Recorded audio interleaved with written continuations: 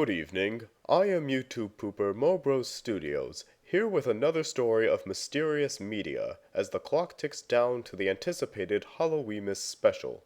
When I was a boy, I watched the cartoon Ed, Edd and Eddy religiously, always prepared to see new episodes premiere. But legend has it that an alleged lost episode was broadcasted in October 2003. A mangled and melancholic cartoon that ran once and was never seen again.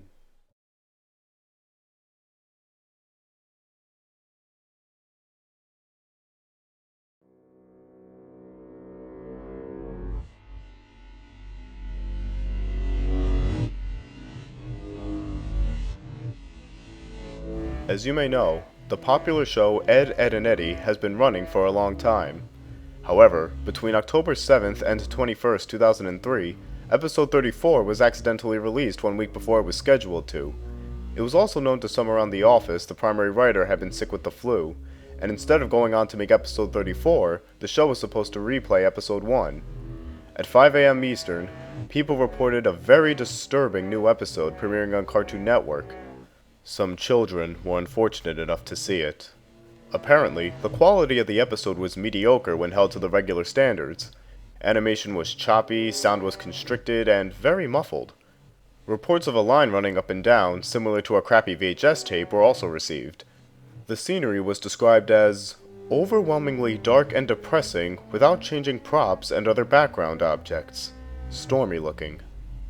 Characters also behaved oddly. Instead of the normal, goofy, hijinks-inspired personalities, viewers complained they seemed extremely agitated, gratuitously hateful toward each other, and constantly about to begin sobbing after the lines. The protagonist also had a very bad lisp. No one knows why, but he spoke with a sexual tone that further bothered the viewers. I was one of those viewers. The episode began with Eddy walking down the street with Ed. I noted that Double D was missing. There was an angular shot coming from in front of the two to show them walking toward the viewer. Eddy was wearing the angry look he does when something goes wrong. His eyes were red around the iris. Ed looked absolutely forlorn and practically dragged behind Eddy, with tears in his eyes, which were both lazy and looking in opposite outward directions. Kevin, the series antagonist, was riding his bike opposite the Eds, towards them. The shot became blurry and low moans were heard coming from Eddy before Kevin hit him, which never happened because the screen went to black. The screen then snapped back and Kevin was again headed toward Eddy. The view was so blurry this time that all I saw was a green blob headed toward a yellow one. Again, the low moan, only this time it sounded like the microphone was broken and loud static came, greatly overshadowing the moan. A claymation sequence of Double D sleeping in Eddy's bed came up. It may have just been the abruptness, but I jumped and shivered. Waking up and getting out of bed, he moved oddly around the circular room, the fast pitter-patter of footsteps being the only audio. The step sounds were very clear as I was shown a bird's-eye view of him scampering around the room. There were no visible doors.